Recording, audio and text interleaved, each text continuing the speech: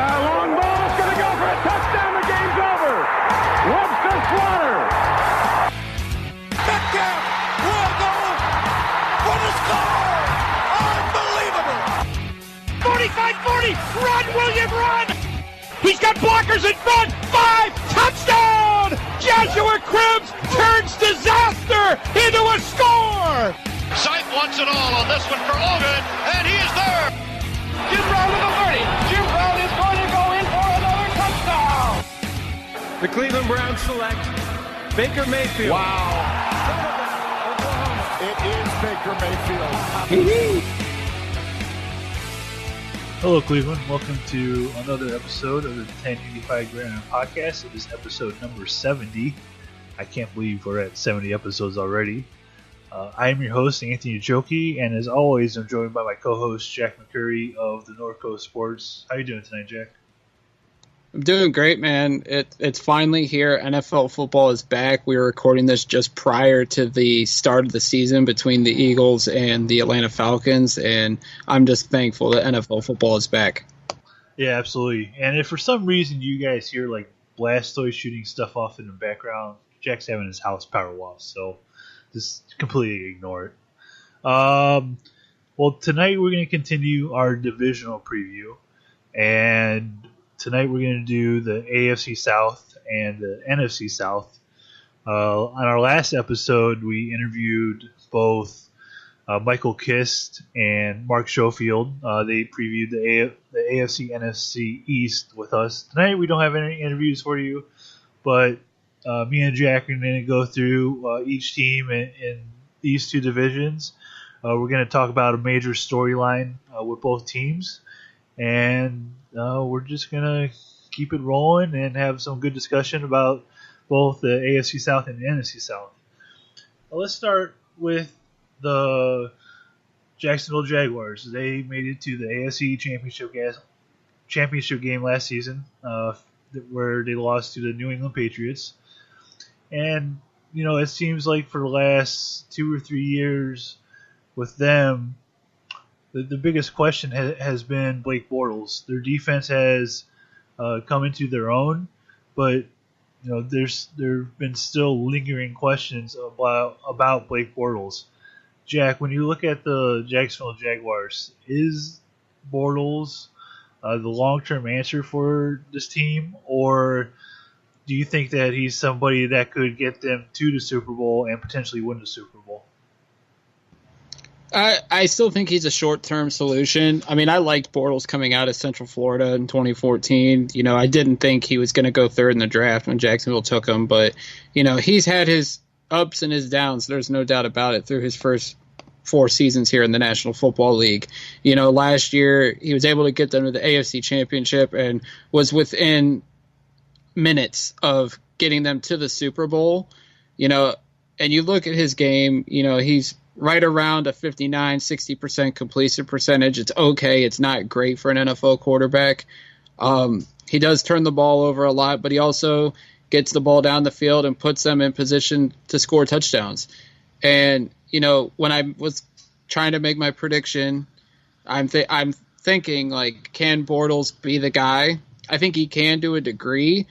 I also think that defense is a big reason why they're so successful. I think when they took Leonard Fournette last year in the rookie season that was a big reason why they were successful.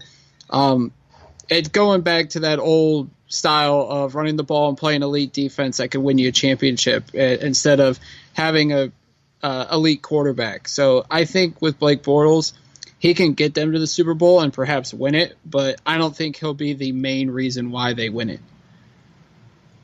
Would you consider, with the Jacksonville Jaguars, that would it be a fair comparison that he is the Trent Dilfer of that team? Somebody that won't lose you football games, but he won't really win you any either, and could potentially win the Super Bowl with that kind of defense. Yeah, absolutely. I think he's a better version than Trent Dilfer. Not saying Trent Dilfer was an awful quarterback. He was an average quarterback. But I think Bortles, you know, he's got a decent arm. He can throw the ball deep, and he's also got a mobility to his game. what I don't think Dilfer had during his NFL career. But yeah, I think Bortles is good enough to win a Super Bowl, but it's like I said, it's going to be dependent upon how strong the defense is once again, and if Fournette can stay healthy and run the ball effectively like he did last year. Yeah, definitely. I consider Bortles, like I said, I would compare him to Dilfer. I compare him to Alex Smith. He's not somebody that's going to throw the ball 50 times and win you football games, like an Aaron Rodgers or Tom Brady. But I think over the years, Bortles has become a really smart quarterback. He's shown that he could extend plays when necessary, to escape the pocket and pick up a first down. So I think Bortles is someone who could potentially lead the Jags to a Super Bowl with that kind of defense that they have. The next team we're going to talk about is the Houston Texans. The Jags kind of have a sure thing quarterback. Houston, they have Deshaun Watson coming back from a horrific ACL injury. When you look at this Houston Texans team, they've been plagued by the injury bug for it seems like the last 3 or 4 years between Watt, Clowney. I can't remember if Brian Cushing is still there or not. But Deshaun Watson last year, they always seem to have these guys injured, and I don't know what it is, but in order for the Houston Texans to have success, I would assume you would agree that they need to be healthy. Yeah, no doubt about it. I think we all seen last year when Watson became the starting quarterback that the Houston Texans were taking off. And, he was on his way to perhaps being Rookie of the Year, maybe even being an MVP contender. They were competitive in ball games against the Patriots. They were looking like a playoff team. And then Watson tore his ACL in practice on a non-contact injury, and their season plummeted. Lo and behold, it worked out for the Cleveland Browns. We got the 4th pick in the draft out of it. But, for Houston, like you said, it's coming down to can their elite players stay healthy. J.J. Watt has been dealing with back problems the last couple seasons. Clowney went through some knee injuries the first couple of years. Last year, he played all 16 games and showed he had the potential to be what the Texans thought he would be when they drafted him number 1. And obviously with Watson, it's a matter of can he stay healthy. He looked really good in the preseason. But if he can stay healthy, I think Houston can go far. I think they can win this division. I think they can make a playoff run. But if he doesn't, you're looking at a situation where Brandon Weeden, former Browns quarterback, is the backup right now. And if he has to come in and play, then Houston's season's going to falter. And you got to feel for Bill O'Brien. He was labeled as this offensive-minded coach, and you've only got to see flashes of it at times because of poor quarterback play, and just the injury bug has continued to bite that team. With what the Texans have on defense and what the playmakers have on offense, if, say, Deshaun Watson isn't able to, if he isn't able to come back right away, or if he, plays, gets hurt again, or, if he just isn't Deshaun Watson, is this a team that still could compete for the playoffs without Deshaun completely 100% with the playmakers that they have? I really don't think so. I think when you look at, they have Lamar Miller and they have DeAndre Hopkins, and Hopkins is one of the best receivers in football. But like I said, it comes down to quarterback play in the league for the most part, unless you have an elite level defense or a very high average or above average running back, and I don't think Lamar Miller's that. If Watson were to go down to injury, I don't see the Texans being a good football team. I just think him being on the field and the way he, the swagger he brings, the leadership he brings, and the play he brings on the field, I just think he is the reason why Houston looked so great last year for those few games until the injury happened. And if he were to go down, like I said, Weeden would have to step in at quarterback, and I don't think it would end well for the Houston Texans. Well, let's continue the quarterback injury theme, and with that, let's move to the Indianapolis Colts and Andrew Luck. Luck didn't play at all last season. He's coming back from that shoulder injury he didn't throw a football for the longest time, and it seems to be one of the biggest mysteries of how bad his shoulder really was. And for him to not be able to throw a football at times, it must have been pretty bad. So the whole success of the Indianapolis Colts, they don't have the fancy playmakers, they don't have the fancy defense.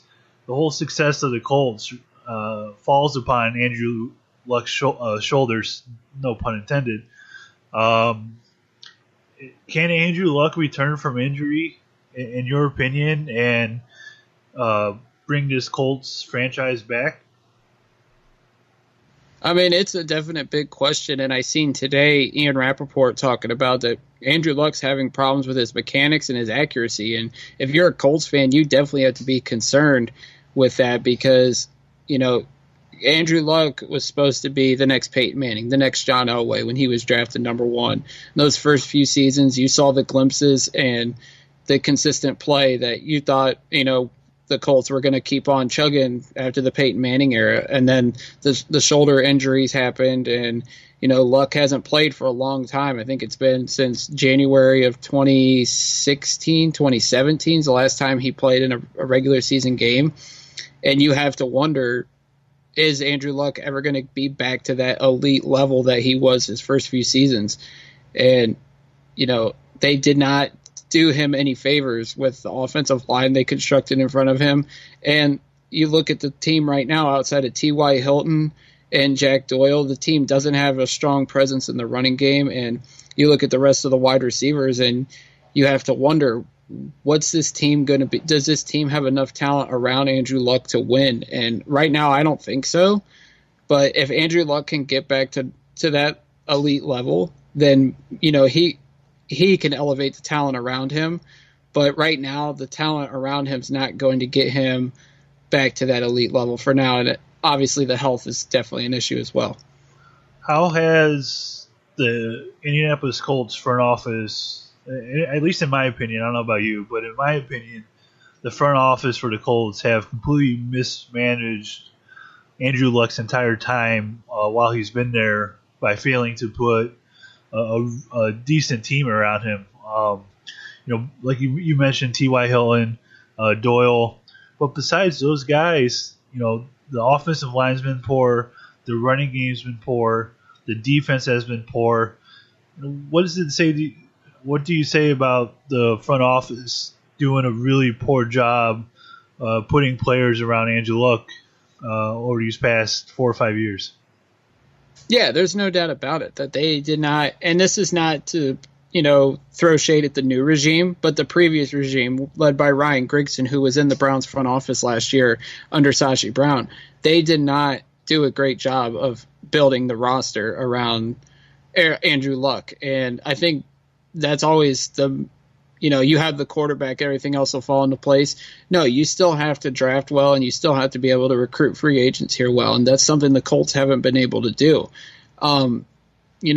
The new regime that came in the 2017 season and had a year with Chuck Pagano, they added Malik Hooker, and I think there's still potential for him to be a playmaker at the safety position. They've tried to rebuild the offensive line with Ryan Kelly. They drafted Quentin Nelson this year with the 6th pick, so obviously they're trying to build up that offensive line. But the lack of playmakers around him, like I said, outside of Hilton and Doyle, there's not a strong presence in the running back. I think their current running backs are Christine Michael, Robert Turbin, who both were with the Seahawks. You also have Marlon Mack, who's had some flashes, and Jordan Wilkins, who was a 5th-round pick this year, so he's still a question mark. So they've never had a strong running game behind him, and the receivers outside of Hilton and Doyle have been lackluster. So, while you have the quarterback, you still have to build the team around him because it's not just the quarterback that makes a Super Bowl contender. It's the entire team. Looking at the Tennessee Titans, they have a new head coach in Mike Vrabel. He's a former defensive coordinator at Ohio State. He was with the Houston Texans for a little bit. They do have Marcus Mariota, and the Titans have been a very offensive, heavily. They've relied on their offense a lot over the last few years with Mariota. How do you think Mike Vrabel is going to go with the Tennessee Titans? Are they going to become a defensive team? Are they going to, with having a player like Mariota already, are they going to be able to become like that perfect blend of offense and defense? How do you see Vrabel putting this team together? I think when you look at the Titans, I think they're trying to become a balanced team to have both a strong offense but as well as a strong defense. I think obviously it starts with Mariota up front. The running game, they had Derrick Henry, who showed he could be an NFL running back last year, and also they went ahead and added Deion Lewis in free agency. They drafted Corey Davis last year with the 5th pick in the draft. He had an injury-plagued season. I think there's still high hopes for him. Rashard Matthews is a young, promising receiver. You also have Delaney Walker, and you have a strong offensive line. But on the defensive side, they have Derek Morgan there. They added Rashaan Evans this year in the draft. They signed Malcolm Butler. They have Brian Orakpo. They also drafted Adoree Jackson a year ago. So I think they're trying to build both sides of the football. It's just interesting. Which way is this team going to go under Vrabel? Are they going to take another step forward after being in the playoffs last year, or are they going to fall back to being a 500 or worse team? This is Mariota's 3rd or 4th year. What does he have to show in his growth as a quarterback, being in year 3/year 4? I can't remember off the top of my head which one it is. This is coming into his 4th season, and I think when you look at Mariota, the biggest thing with him is last year he threw more interceptions than touchdowns, and this is coming off a 2016 season where he had 26 touchdowns and 9 picks. So with him, he's got to work on his accuracy, obviously, and proving that he can be a quarterback in the pocket. I mean, each year he's had only about 350 yards or worse running the ball, but don't be dependent running the football. If you're going to be a quarterback in this league, you got to prove you can win within the pocket. And, I still think Mariota has what it takes to be an elite franchise quarterback in this league, but when you're throwing more interceptions than touchdowns, that's not getting the job done, regardless if you make the playoffs.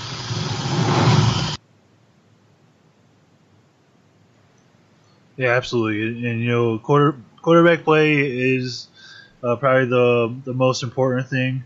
And if your quarterback's throwing more interceptions than touchdowns, you're not going to win many football games.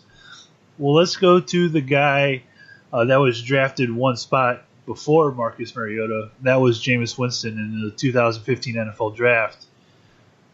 He's suspended for, I believe, the first 3 games of the season for an incident that occurred off the field. His whole career so far has been really up and down. Even with the suspension this year for Jameis Winston, how big of it is how important is this year for Jameis, and is it a make or break season for him as the starting quarterback for the Tampa Bay Buccaneers? I think it definitely is. Jameis, he's had his flashes as a quarterback. 2016, much like Mariota, he had a good season. They went 9-7. He had 28 touchdowns, threw for over 4,000 yards. But then last year he fell back, and while his completion percentage went up 4%, he only threw 19 touchdowns. He only threw for 3,500 yards. He missed 3 games because of injury.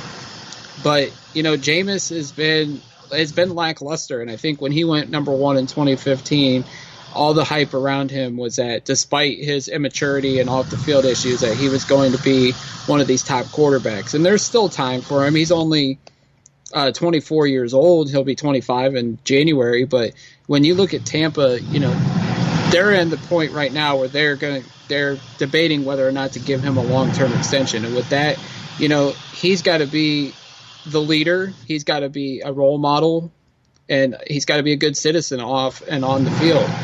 And he also got to be a good quarterback. So I do think it's a make or break year for him. I think the fact that they're not guaranteeing him the starting role after when he comes off suspension, and when you look, Ryan Fitzpatrick's the quarterback right now. So the fact that he's not guaranteed the starting job when he comes back tells me that Tampa is definitely considering moving on from Jameis Winston following this season. I would be very shocked if they ended up moving Jameis Winston.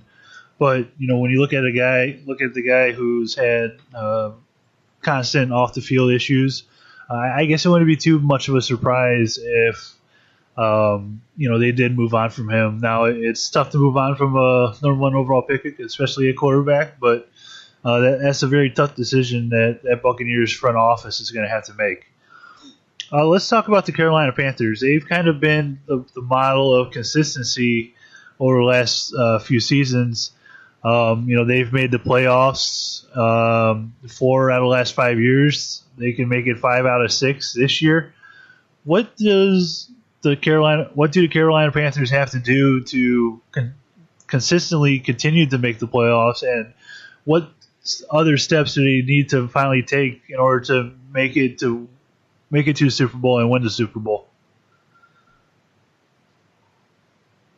Well, in such a tough division, it's going to be hard for the Panthers to get back to the Super Bowl, I think. But for the playoffs, like you said, they've been a model of consistency these last few years, and it all starts with Cam Newton, the former MVP. He's been on his career's gone down a little bit since his MVP season, and I think maybe that Super Bowl loss is still hanging over him, and I think it obviously was tough on him, walking away from his post-game press conference, during the middle of a question. But, for Cam, if he can get his career back on track, he's still 29 years old. He's in the prime of his career. If he's got to get it back on track, the one big thing is the turnovers. His MVP season, he threw 10 interceptions, but threw 35 touchdowns. 2016, he had 19 touchdowns, but 14 picks. And last year, he had 22 touchdowns, 16 picks. Obviously, much like we talked about with Mariota, can't turn the ball over. That's the one big thing. Obviously, around him, the talent is there. Christian McCaffrey, I really expect him to break out this year.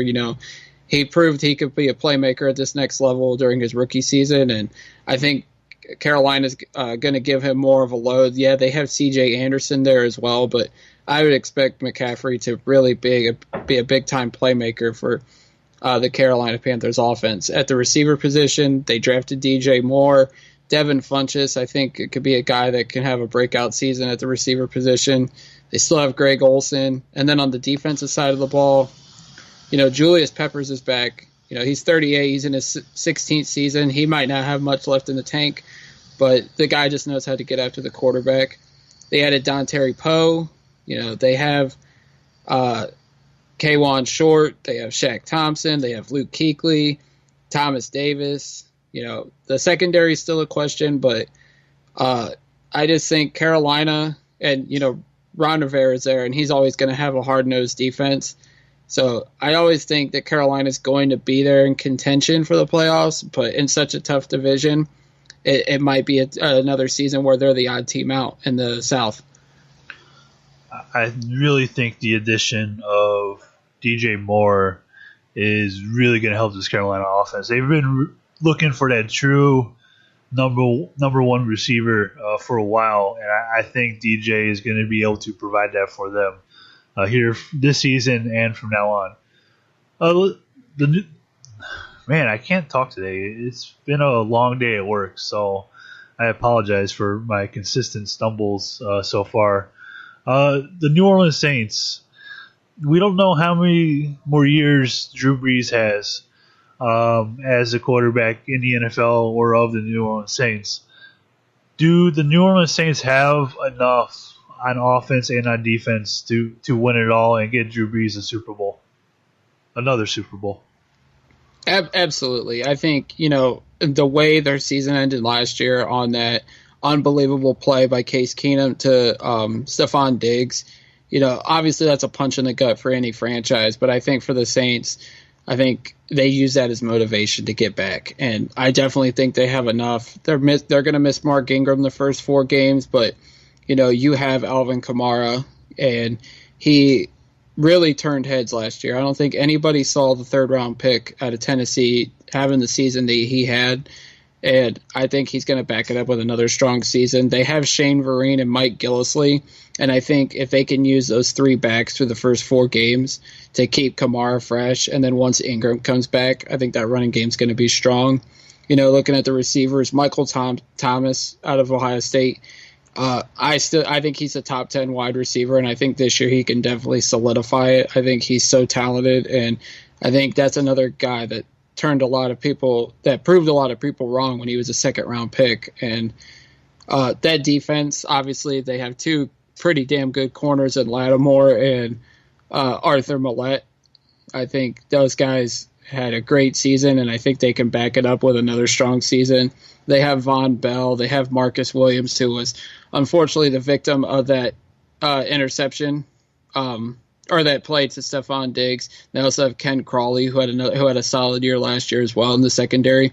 I think the Saints have enough to where they can go to the Super Bowl. And when you have a great quarterback like Drew Brees, who's entering his 17th season, and who knows how much longer he's got, they had to take advantage of every opportunity to get to this point.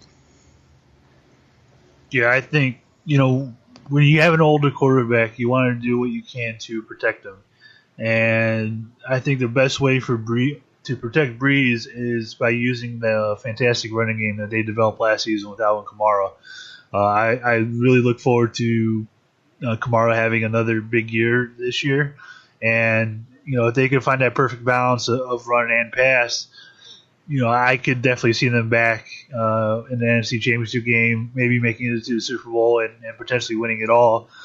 I think it's fair to say whoever comes out of the NFC is probably going to be the favorite to win the Super Bowl because of how tough that conference is, and making the playoffs in that conference is going to be a challenge to begin with. Let's look at the final team in that division, and the last team we'll talk about here in this episode, and that is the Atlanta Falcons. All the last season there were 28-3 jokes made all season long. What do the Falcons need to do to put those jokes to rest and get back to the Super Bowl and win the Super Bowl? They just have to keep doing what they're doing. I think Dan Quinn is the right head coach for that team. He brought that physical style of play from Seattle to Atlanta, and it's worked. I mean, in the 2 seasons that he's been there, 2 or 3 seasons, obviously they went to the Super Bowl. Last year they beat the Rams in the wild card round and lost in a close game to the eventual Super Bowl champions. But I think Atlanta's got the talent. I don't think there's any doubt about it. You have Matt Ryan, former MVP. You got Freeman and Coleman in the backfield. You got Julio Jones, Mohamed Sanu, and they drafted Calvin Ridley. That gives you 3 pretty good wide receivers. They have a good offensive line up front led by Jake Matthews and Alex Mack. Their defense has been solid. They have young guys. They have a mixture of young guys and veterans. Desmond Trufant, Tack McKinley, Grady Jarrett, Vic Beasley. I mean, there's great defensive players all over there. Ricardo Allen is another one. I mean, this Atlanta Falcons team is tough, and I think they can get this division. I think might be the toughest in football, just because you have 3 and potentially 4 if Tampa can get on the right track, 4 playoff caliber teams. But unfortunately, there's only a chance of 3 teams out of a division. So Atlanta's got to come right out of the gate, starting tonight against Philly in the opener, and prove to everyone that they're still a contender. While people are kind of overlooking them in this tough NFC division, they're a team that can definitely make the Super Bowl. Yeah, there's 3 really strong quarterbacks in this division. There's potentially a 4th if Jameis can really put everything together. When you have Matt Ryan, Cam Newton, Drew Brees, and potentially Winston all at quarterback in your division, it's going to be very tough. It's going to be a tough season for defenses in that division. So, I think you're right by saying, I don't know if it's the toughest division in football, but I think that this division is extremely competitive. And, like I said, when you look at all these quarterbacks, they give you a chance to win each week they go out there. And when you have that opportunity, if you can get into the playoffs, that's how you could potentially go win the Super Bowl.